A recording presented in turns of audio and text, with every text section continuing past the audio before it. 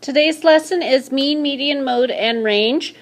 Our objectives today, we're only going to do the first part of it is to find mean, median, mode, and range. Vocabulary you do need to know. Measures of central tendency are the mean, median, and mode. The mean is often referred to as the average, or you add up all the sums of data divided by the number of data items there are. And then you have an outlier, is a data value that is much higher or lower than the other data values in the set. So I get the average is a 75%, and someone has 102%. That would be an outlier. And maybe someone got a 33%. That would be an outlier. Usually when you have that high of an outlier, you will take them out of your average. You have what's called a median. Median is the middle value in the set when the numbers are arranged in order. So you would start from the smallest number and go to the biggest number. If there's a repeating number, you would still add the repeating numbers in there.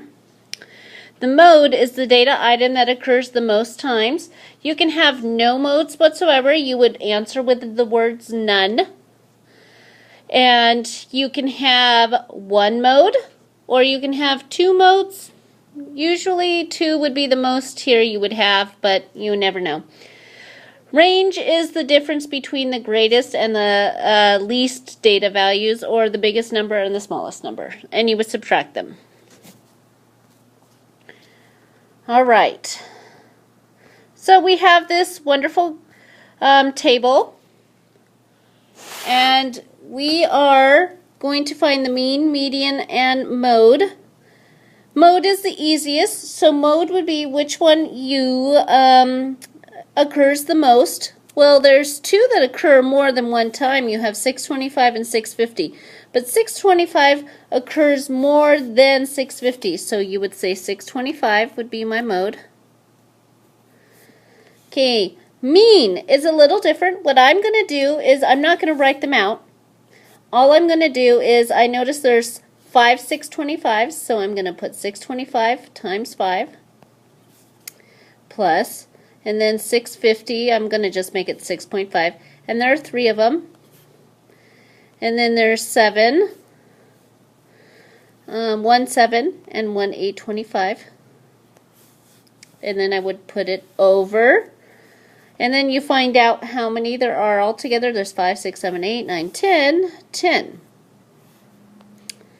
And then you would add them all up, and you should get 66. You're allowed to use your calculator for this. Divided by 10. And then you would divide them, and you would get 6.6. And that would be your answer for a mean. Median is a little different. You're going to write out each number from least. So you have 625, and you're going to write it out 5 times, then 650, write out 3 times, 7, and then 825.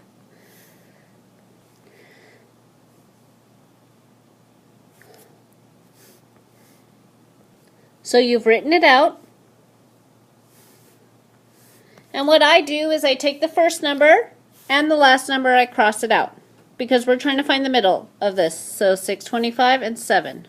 625 and 650, 625 and 650. Then what you have left are 2 numbers. If you cross them both out, you would have no numbers. So what you do is when you have 2 numbers like that, you add them together. So 625 plus 650 over 2. So you're finding the average or the mean of those 2 numbers.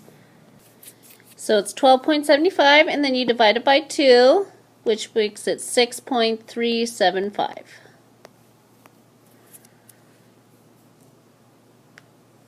All right, next.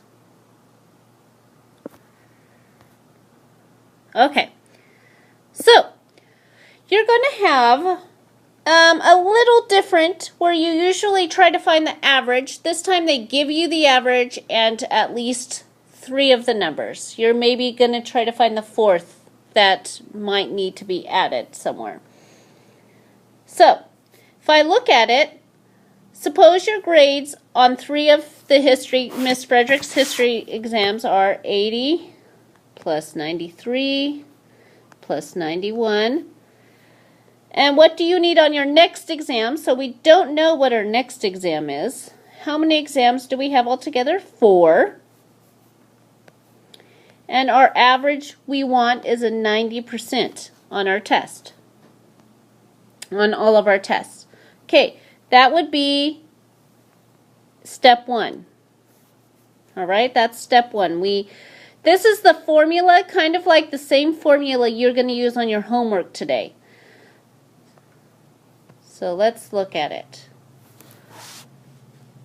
You're going to do 2 steps at one time.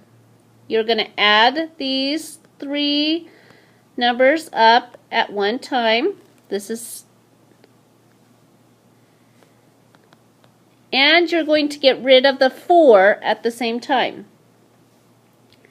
So to get rid of this 4, it's dividing to the whole thing on top, so we're going to multiply. Remember, you always do its opposite. So 80 plus 93 plus 97 is, I meant 91, that's 91. Oops, Miss Carson wrote that wrong. Is 264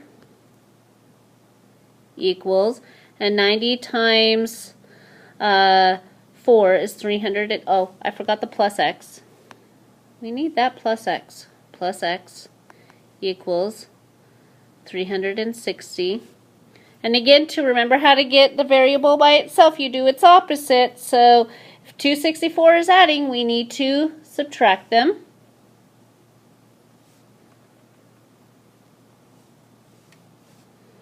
So x would equal 96.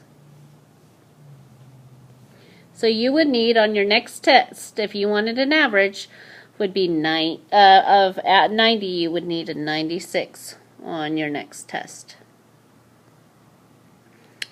All right, this one's a little different. We're going to take 2 sets of data, and we're going to find the range and mean of both of them.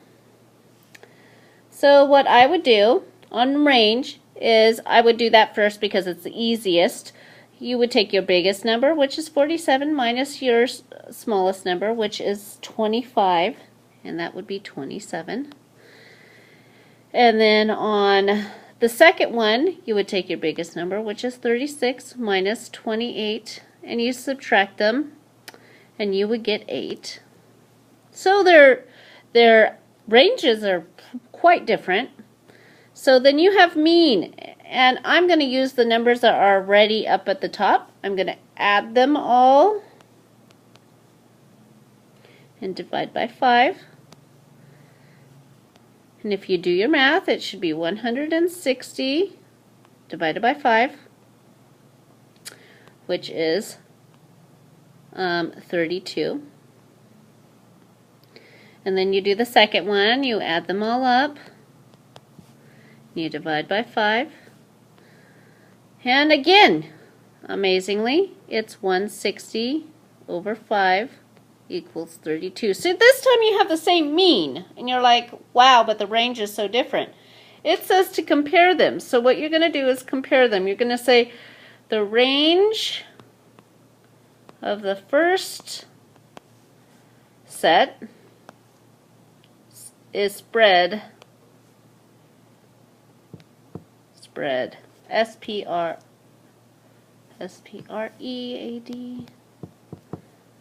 more than set 2.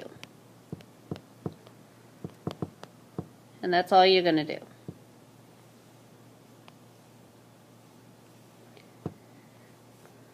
So you have to show all your work and then tell me what they want you to know. All right, stem and leaf plots, we're not learning that today, so goodbye.